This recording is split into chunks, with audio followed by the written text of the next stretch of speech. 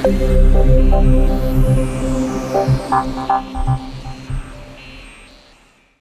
आगे HTML start करते हैं। अभी हमने सिंपल HTML बनाई थी first.html, जिसमें हमने सिंपल बॉडी के अंदर सिर्फ एक मैसेज लिखा था, वेलकम टू व्हाट पेज। हमने सिंपल एक मैसेज दिया था वेलकम टू पेज का। अब हम और इसमें कंटेंट ऐड करते हैं। जैसे हम HTML फाइल है हमारी first.html फाइल, ये इसे अगर मैं डबल क्लिक कर रहा हूँ तो डायरेक्ट ब्राउजर पे खुल रही है, बट मुझे अभी पेज में कोडिंग में चेंज करना है। सो मैं नोटपैड ओपन करूंगा फिर से, और नोटपैड में ओपन करूंगा इस फाइल को। सो फाइल ओपन, डेस्कटॉप से मैं अपनी HTML फाइल को ओपन कर रहा हूँ। So we have test.html, first.html, first and open. यहाँ मुझे उसका कोड दिखाई देगा कि टाइटल फर्स्ट साइड था और वेलकम टू द पेज हमने बॉडी के अंदर राइट किया, सिंपल राइट किया। अब आप कुछ एलिमेंट्स टैग्स को देखना शुरू करते हैं। बेसिक्स जो पहले HTML के टैग्स हैं उनको देखना शुरू करते। बेसिक टैग में हमारे पास सबसे पहले आते हैं हेडर टैग विद टेक्स्ट। हमें अभी हम टेक्स्ट में डील कर रहे हैं कि हम HTML के ऊपर टेक्स्ट राइट करें, तो टेक्स्ट की फॉर्मेटिंग की हम बात कर रहे हैं।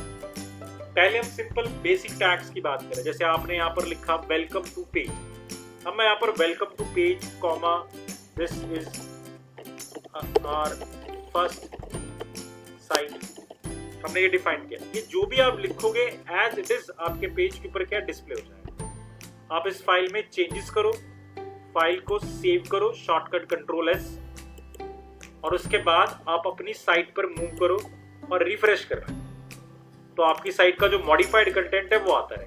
आपने कुछ भी चेंज किया यहाँ पर, न्यू कंटेंट, आप इसे सेव कीजिए, कंट्रोल एस, ऑल्ट और टैब से मैं अपने फाइल के ऊपर मूव करूंगा और मैं इसे रिफ्रेश करूंगा और अपना नया कंटेंट आता है। तो जो भी चेंजेस मैं साइट पे अपने HTML फाइल में करूंगा उसे ब्राउजर पे मैं रिफ्रेश करके चेक किया। फिलहाल मैं HTML फाइल पर आया, हमने ये कंटेंट लिखा था, एज इट इज डिस्प्ले हो। अब क्या चीजें ध्यान में रखनी, कुछ टैग्स जो और देखने जा रहे हैं। अब मैं नेक्स्ट लाइन पे लिखता हूँ कुछ content, this is on next line. अब HTML जो है हमारा है वो स्पेसेस और न्यू लाइन जो आपने HTML फाइल के अंदर खुद डाले हैं उन्हें इग्नोर करता है। स्पेसेस का मतलब जैसे मैंने दिस के बाद स्पेस लिखा हुआ है, दिस के बाद स्पेस और क्या दिए, इज दिए, ये तो वहां पर आ रहा है। एक से ज्यादा स्पेसिस होंगे वो नहीं आएंगे। और जैसे मैंने ये content for example next line के ऊपर लिखा हुआ है, तो जब मैं इसको प्रीव्यू कर रहा हूँ तो ये नेक्स्ट लाइन पे नहीं आ रहा, सामने आ रहा, इग्नोर होंगे एक्स्ट्रा न्यू लाइन जो आप डाल रहे हो। अगर मैं एक्स्ट्रा स्पेसिस भी डालता हूँ, मैंने 4-5 स्पेसिस दे दिए और मैं सेव करके दोबारा इसे रिफ्रेश कर रहा हूँ, एक ही आएगा। तो HTML ब्लैंक स्पेसिस को सिंगल में ही मानता है और बाकी सारे इग्नोर किए जाते हैं। एक्स्ट्रा स्पेसिस कैसे देने वो भी मैं आपको बताऊंगा, बट पहले बात करते हैं। मैंने 2 लाइंस में कंटेंट लिखना था, तो मैंने अपने नोटपैड में एज इट इज 2 लाइंस के अंदर कंटेंट दे दिया, लेकिन कंपाइलर आपका ब्राउजर उसे सिंगल लाइन में डिस्प्ले करेगा, क्योंकि उसको नहीं पता ना ब्राउजर को ये क्या पता है आपने ये टेक्स्ट लिखा, ये टेक्स्ट प्रिंट करेगा। न्यू लाइन यहाँ कहीं दिख तो रही, तो फिर वो दिखाई भी नहीं देगी वहां पर, और डिस्प्ले में भी नहीं, प्रिंट में भी नहीं आएगी। तो प्रिंट में क्या आएगा, पूरी लाइन आएगी। अगर आपको न्यू लाइन यहाँ पर देनी है तो 2 तरीके हैं। पहला, जैसा कि हम नॉर्मली कहते हैं न्यू लाइन अपने पेज में या कहीं पर भी कंप्यूटर में टाइप करते हुए डालने के 2 तरीके। इधर आप न्यू लाइन दो, मतलब नेक्स्ट लाइन, और एल्स आप एक नया क्या दो, पैराग्राफ स्टार्ट करो। So new we can start a paragraph, और we can have a new line by using what enter, जो कि हमने आज दी थी, बट कंपाइलर ब्राउजर इसे रिकॉग्नाइज नहीं करता। तो 2 ऑप्शन हमारे पास क्या हो गए यहाँ HTML पेज में। एक तो मैं न्यू लाइन दूं, न्यू लाइन के लिए हमारे पास टैग है called BR stand for break, मतलब लाइन ब्रेक जिसे कहते हैं। So welcome to this, welcome to page, this is our first site, new content and break. Break का मतलब हो गया, अब ब्राउजर को पता लग गया कि नई लाइन स्टार्ट करनी है, क्योंकि BR का मतलब बिगनिंग ऑफ न्यू लाइन, ताकि अपने आप ये context this is on next line नई लाइन पर है। सो BR टैग का काम नेक्स्ट लाइन के ऊपर क्या है, मूव करना। BR एक हमारा एम्प्टी टैग है। एम्प्टी टैग में मैंने कंटेनर क्लोजिंग नहीं दिया इसका, BR लिखा, मतलब पता है इसका कि न्यू लाइन आ जाएगी, ब्रेक आ जाएगी, और ब्रेक आ गया। बट एज पर स्टैंडर्ड्स तो मैंने आपको बताया था, हर टैग का हम क्लोजिंग देंगे। कोई भी टैग हम शुरू करेंगे तो उसे प्रॉपरली क्या करेंगे, क्लोज भी करेंगे। जिन टैग्स के क्लोजिंग नहीं है, जो एम्प्टी टैग्स है, जिनके एग्जैक्टली क्लोजिंग नहीं है, तो उनके लास्ट में हम क्या लगाएंगे, स्लैश लगाएंगे। स्लैश इंडिकेट करेगा कि ये टैग का स्टार्ट भी हो गया और एंड भी हो गया, ठीक है ना। तो स्टैंडर्ड के लिए आउटपुट वही है, आउटपुट में कोई फर्क नहीं है हमारा। न्यू लाइन था तो न्यू लाइन आई। पहला तरीका नेक्स्ट लाइन पे अपने कंटेंट को जाने का। दूसरा मेथड है कि अगर मैं BR यूज नहीं करता, जैसे BR का मतलब हो गया ब्रेक, मैं एंटर से न्यू लाइन नहीं देता, तो मैंने आपको बताया नॉर्मली राइटिंग में भी हम क्या देते हैं, पैराग्राफ। अब पैराग्राफ टैग यहाँ पर कौन है, P है। P stand for what, beginning of new para. और स्टार्ट हुआ है तो कहीं ना कहीं क्लोज भी करूंगी कि this is the end of the para, तो ये एक पैराग्राफ टैग हो गया। तो this is the new line, नए पैराग्राफ में। अब नए पैराग्राफ का तो पहला ही मतलब होता है कि वो कहाँ आएगा, न्यू लाइन पर आएगा। सो पहली लाइन वो तो एज इट इज लिखी गई आपकी, उसके बाद this is on next line के आपने पैराग्राफ में दे दिया। पैराग्राफ का मतलब ये उसने आपके लिए क्या दे दी, न्यू लाइन दे दी। So what is the difference between BR और पैराग्राफ। देखो ब्रेक का मतलब आपने देखा न्यू लाइन होता है, नेक्स्ट लाइन पे आ, जबकि पैराग्राफ का मतलब होता है एक नया पैराग्राफ स्टार्ट करना।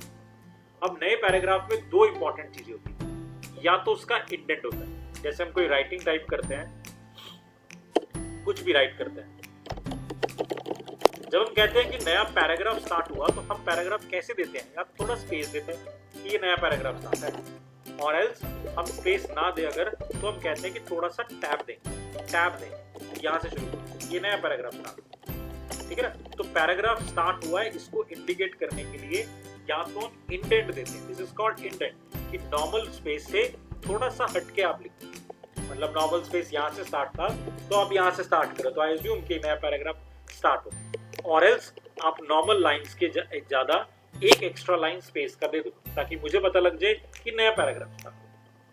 तो BR और P में यही फर्क है, BR न्यू लाइन लाएगा और P पैराग्राफ नया स्टार्ट करेगा, और नए पैराग्राफ में क्या आएगा, एक्स्ट्रा स्पेस आएगा। कैन सी दैट कि जब मैंने यहाँ पर BR दिया था, BR ब्रेक टैग से न्यू लाइन दी, ये नहीं था, तो तब भी मेरे पास न्यू लाइन के ऊपर आया था पोजीशन। कंटेंट मेरा कहाँ आया था, न्यू लाइन के ऊपर आया था। देखना यहाँ पर न्यू लाइन, जब मैंने पैराग्राफ दिया तो उसे पता लग गया बिगनिंग ऑफ पैराग्राफ है, तो पैराग्राफ स्टार्टिंग से पहले, स्टार्ट करने से पहले, और पैराग्राफ खत्म होने के बाद थोड़ा थोड़ा स्पेस होता है। तो जब मैं कहूंगा कि पैराग्राफ देने जा रहा हूँ, इसकी जगह P की जगह पर मैं क्या दे रहा हूँ, पैराग्राफ दे रहा हूँ, तो इसका मतलब एक्स्ट्रा स्पेस आपको मिलेगा। तो BR की जगह पर हमने P tag, paragraph tag use किया है। So now I can see there is an extra space to indicate कि this is a new paragraph, beginning of a new paragraph. So दो टैग हमने पढ़े, called BR and what, P break and what, paragraph tag. और बहुत सारे tags हैं हमारा, हम वो भी पढ़ते हैं। जैसे हमें पढ़ने अब सारे ये टैग्स और एलिमेंट्स। सबसे पहले हमारे पास है हेडर टैग। हेडर टैग का मतलब होता है कि जैसे हम कोई टेक्स्ट लिखते हैं, हम कोई नोटपैड में टेक्स्ट लिखते हैं, या नोटपैड तो एक सिंपल एडिटर हो गया, माइक्रोसॉफ्ट वर्ड की बात करते हैं, माइक्रोसॉफ्ट वर्ड में हम कुछ टाइप करते हैं, तो हम नॉर्मली टाइप करने से पहले एक हेडर लिखते हैं कि जैसे ये क्या है, this is what about us. अब अबाउट अस को हम नॉर्मल टेक्स्ट में नहीं लिखते, थोड़ा सा अलग टेक्स्ट, उसका फॉन्ट थोड़ा सा बड़ा करके लिखते हैं कि ये हमारा क्या है, हेडर है। शायद मैं इसको बोल्ड भी कर दूंगा कि ये मेरा हेडर है, मैं इसके बारे में लिख रहा हूँ। Whenever a new content start और अ न्यू पैराग्राफ स्टार्ट, अगर पैराग्राफ नया स्टार्ट हो रहा है, देखो स्पेस भी आ गया, अभी ये माना जाएगा कि ये अबाउट अस का पार्ट है। अगर कुछ और डालने जा रहे हो तो हम क्या लिखते हैं, फिर से कुछ कंटेंट जैसे अबाउट कंपनी, तो हम फिर से इसको टेक्स्ट को क्या करते हैं, बोल्ड, और इसका साइज डिफाइन करते हैं। We call this is what, heading. So ऐसे हमारे पास HTML में भी या तो आप टेक्स्ट सिंपल लिखो, फिर उसका फॉन्ट, साइज सब कुछ बड़ा बड़ा करके लिखो, और एल्स हमारे पास हेडर टैग डिफाइन है फ्रॉम H1 टू H6।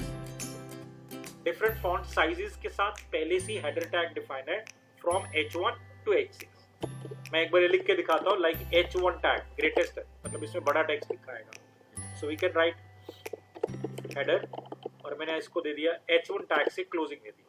अगर क्लोजिंग नहीं दूंगा तो कुछ ब्राउजर का आउटपुट आएगा सारा ही बड़ा कर देंगे, और कुछ ब्राउजर H1 को क्या करेगा, इग्नोर ही करेगा। तो अब से H1 ऐसी मैंने कुछ और कंटेंट राइट किया है, मैं 6 लिख रहा हूँ, सिर्फ मैं क्या चेंज करूंगा, हेडर चेंज करूंगा। सो अब से H2 H3 H4 H5 H6 6 तक जो हमारे पास थे हमने तीनों सारे डाल दिए ताकि हमें एक साथ ही सभी के आउटपुट बता दें। आउटपुट का बेसिकली मतलब है एक ही टेक्स्ट है बट फॉन्ट लिखने का अलग अलग होता है। ठीक है, तो अब हम इस प्रोग्राम को रन करते हैं। सो नाउ आई कैन सी हमारे पास 6 डिफरेंट हेडर। तो H1 के अंदर हेडर फॉन्ट साइज इतना है, H2 H3 H4 H5 and H6। तो फॉन्ट साइजेस डिफाइन है, आप इनमें से कोई भी साइज यूज कर सकते हो ताकि आपका फॉन्ट उसी फॉर्मेट में क्या लिखा है। Like welcome to this page को मैंने हेडर 4 में लिख रहा था, तो आई कैन राइट H4 और welcome to the page H4 के अंदर डिफाइन। आई कैन सी कि मेरा वेलकम टू द पेज थोड़ा सा हाईलाइट हो गया, साइज भी बड़ा हो गया, और मैं इसे H1 में कर देता हूँ तो साइज बड़ा हो गया कि H1 हायर है। So this is header font, header tags.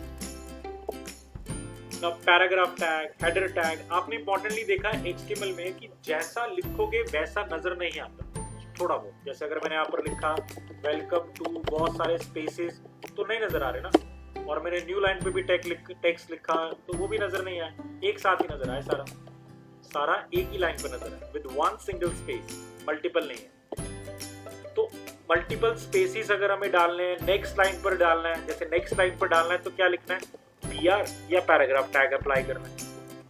Extra spaces डालने हैं, एक से ज्यादा एक्स्ट्रा स्पेसिस डालने हैं तो हमारे पास कोड होता है एंड NBSP सेमीकोलन, ये शॉर्ट कोड है called N number of blank spaces.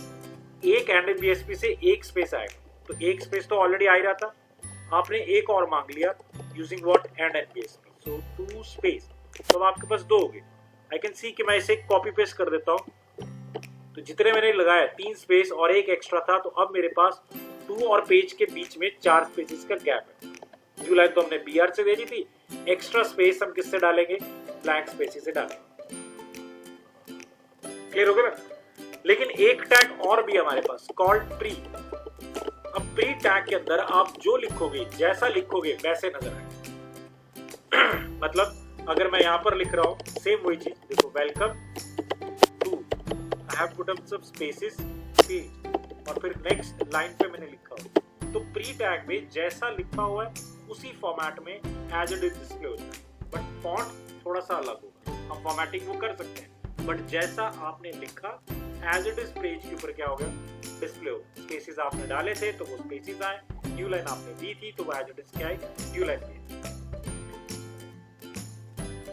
ठीक है, सो हमारे पास टैग्स आ गए H1, we have P, we have pre tag, we have break tag and NBSP for putting what, spaces. Then we go for P tag की बात कर रहे हैं। अगर P टैग हम बात कर रहे हैं तो टैग के मैंने आपको बताया था एट्रीब्यूट, अब से पैराग्राफ टैग है मेरा, तो ये एक पैराग्राफ टैग। अब टैग के एट्रीब्यूट्स होते हैं, जैसे P टैग का एट्रीब्यूट है called align. Align equals to what, set. Attribute कैसे देना था, टैग के बाद स्पेस देना है, then we have align equals to what, center. So P align equals to what, center. तो अब क्या होगा, ये पैराग्राफ सेंटर पर align, you can have this like paragraph center पर अलाइन है। एक और पैराग्राफ कॉपी पेस्ट किया मैंने इसे, so I can give left, I can give this one as what, right. तो मेरे पैराग्राफ का कंटेंट उसी के अकॉर्डिंगली क्या होगा, अलाइन होगा, center, left and what, right. That is called alignment of the paragraph. So ये अलाइन क्या हुआ, एट्रीब्यूट हुआ मेरे पैराग्राफ टैग का, कि नॉर्मल टेक्स्ट लिखने के साथ साथ पैराग्राफ की आप अलाइनमेंट दे सकते हैं, left, right and what, center. Clear हुआ? तो these are what, this align equals to center क्या बना आपका, yes, एट्रीब्यूट।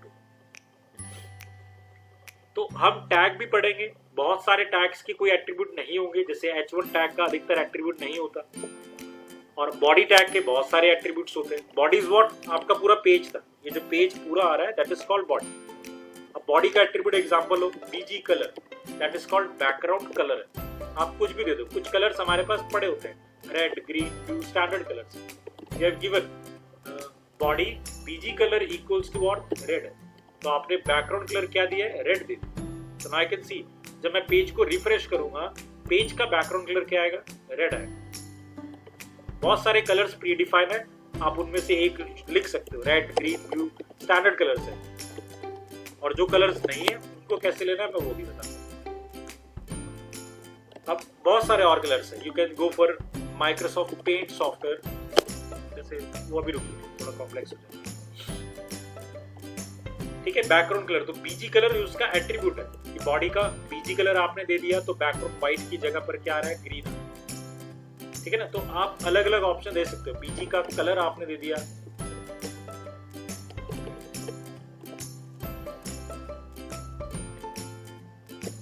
अब बीजी का बैकग्राउंड आप दे सकते हो। बैकग्राउंड एक तो बीजी कलर है और एक है बैकग्राउंड। बैकग्राउंड में क्या देंगे, फोटोग्राफ, डबल कोट्स के अंदर हम क्या देंगे, फोटोग्राफ।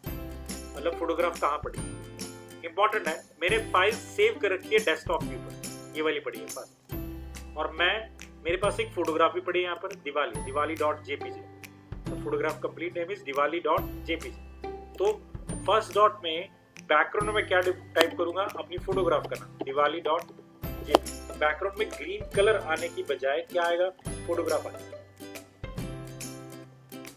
ठीक है, तो बैकग्राउंड में फोटोग्राफ भी आ सकती है। टेक्स्ट आपका पड़ा हुआ है, बट वो टेक्स्ट ब्लैक कलर में था, आपका कलर भी थोड़ा सा ब्लैक डार्क हो गया, इसलिए टेक्स्ट आपको दिखने लगा। आप टेक्स्ट का कलर भी चेंज कर सकते हैं।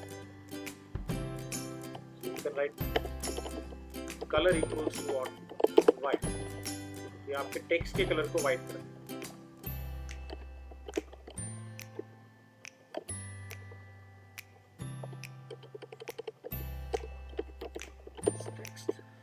Text equals to what, white. तो कलर व्हाइट हो गया, बैकग्राउंड आपने डिफाइन किया। तो ये डिफरेंट क्या है, एट्रीब्यूट्स है बॉडी के। बीजी कलर एक एट्रीब्यूट हो गया, बैकग्राउंड एक एट्रीब्यूट हो गया, टेक्स्ट एक एट्रीब्यूट हो गया, बहुत सारे और भी एट्रीब्यूट।